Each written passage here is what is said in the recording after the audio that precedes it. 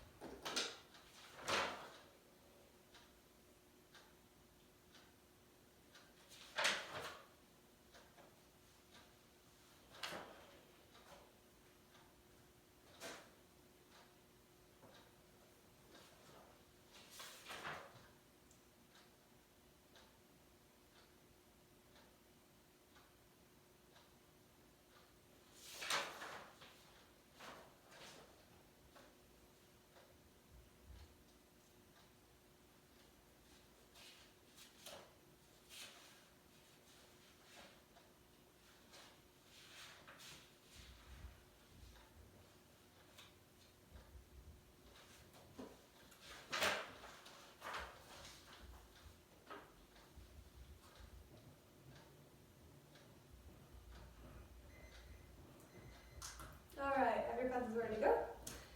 Mastery drill 12.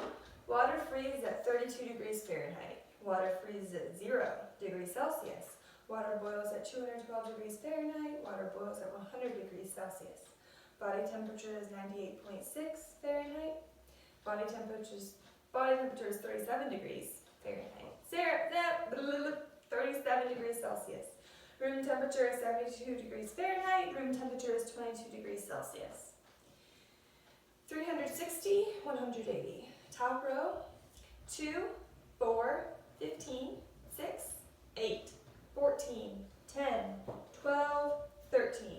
The decimal we use for pi is 3.14. A right angle has 90 degrees. Alright, turn back to lesson 12.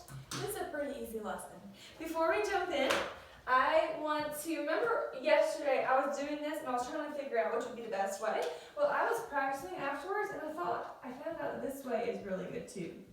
So this is what we learned yesterday and we tried to make it super simple. So we put the zeros in the back, but we don't drop them down until we're done multiplying. So imagine this is not here. We're multiplying 87 times 15. So 7 times 5 is 35. 8 times 5 plus 3 is 43. We put a 0 as a placeholder and start multiplying. 1 times 7 is 7. 1 times 8 is 8. 10, 13. We have 1,305. Now, we drop down these two zeros and voila, we have our answer. So that is a good, way to do it. So I about like that way better than the way that I showed yesterday. So it's up to you which way you want to do it today. All right, we're talking about symmetry. Symmetry. All right. So we have objects that have symmetry. So symmetry basically means that if you cut it in half, the halves equal each other. So we talk about mathematically symmetrical. If you go to page 41, there are examples of mathematically symmetrical objects. Like a rhombus. Is that a rhombus? Yeah, it's a rhombus. Those are symmetrical because you can cut it this way or this way, and if you pull it in half, it is the same. Asymmetrical means it's not the same. It does not, if you cut it in half, there's no dividing point halfway. Alright, but today we're talking about biologically symmetrical. So this is talking about objects, animals, plants in nature. I drew a snake because I can't draw many animals. So I thought, oh, a snake would be symmetrical.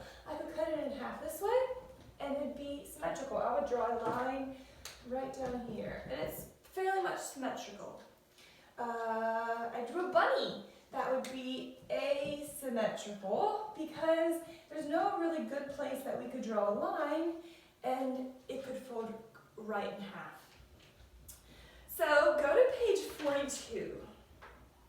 Be thinking about biologically symmetrical or asymmetrical.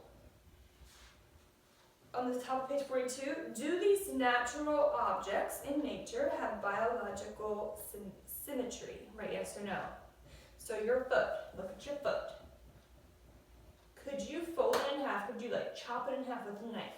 And then the two, that'd be terrible. then the two sides would equal. No, because you have a big toe and you have a little toe. They do not match. So your answer is no. Your body. If you cut a line right down here, would my body be symmetrical? Yeah, it would be symmetrical. Because you can cut it right down the middle and it would match.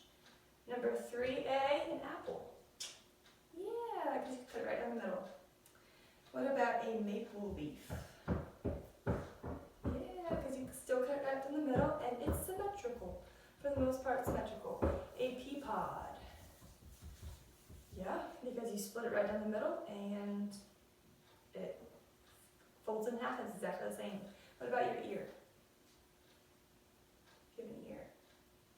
That would be asymmetrical because you cannot cut it in half and it would equal each other. So it would not equal. So that is our lesson for today. You may skip number 5. On page 42, you may skip number 5. And your lesson looks pretty self-explanatory.